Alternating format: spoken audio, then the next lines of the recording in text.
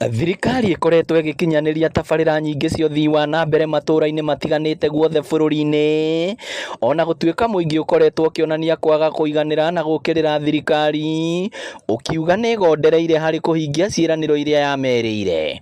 Nĩ gĩtũmi gĩkĩ gĩcũngĩrĩirie maabitha ikĩro itiganĩte thirikari-inĩ kwambia gũcera matũra-inĩ gũthikĩrĩria mũingĩ. Koguo turauga nĩ ihinda rĩega tume maobici-inĩ, tũke gũkũ matũra-inĩ, twaranĩrie na ikari, tũranie ciũria, nigetha okorwo turauga he programu ĩno thirikari ĩreka rĩ, tũranie na andũ arĩa me gũkũ matũra-inĩ kana nĩma ũhoro ũcio nĩ ũramakinyĩra.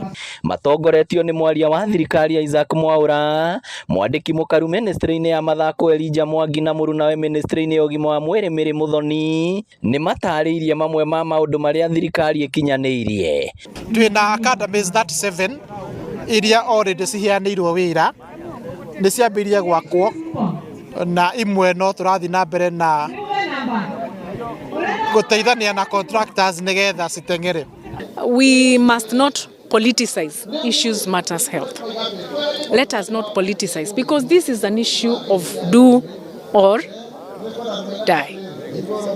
It is important for people to know the truth. Now, when it comes to the projects, there were some hiccups, for example, when it comes to roads projects.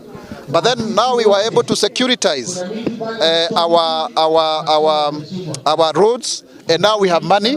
Contractors have been paid 40%. They are just about to pay the other 40% so that they are able to engage back into the field. Hamwe na maabitha angĩ a thirikari morĩtie mũingĩ wa bũrũri kũgĩa na ũkirĩrĩria, kuona thirikari nĩ ĩhotorete kũmatungata. Gatoka kũmomeria na tũmeria atĩ maũndũ macio mothe ũguo mũnene wa bũrũri arauga atĩ no kinyeke na indo icio ciothe eranĩire itiarĩ maheni na no kinya ciĩkwo, na maũndũ macio mothe nĩ tũgũtigĩrĩra mekwo, na nĩ tũkwĩra andũ a Mũrang'a atĩ maũndũ macio mothe mũnene wa bũrũri arĩanĩire nĩ mekũrutwo, kinya barabara icio cia mau nĩ ikũrĩka by next year June nĩ ikũrĩka. Macemanĩtie na mũingĩ wa matũra matiganĩte gĩcigo-inĩ kĩa ũmbunge kĩa Mathioya, kĩharo-inĩ gĩa thukuru wa Kĩru, kũrĩa megũkorwo magĩthiũrũrũka kaunti itiganĩte. Ngĩribotera Inooro TV kuma Kĩru Mathioya, kaunti ya Mũrang'a, rĩtwa rĩakwa nĩ Victor Kĩnuthia.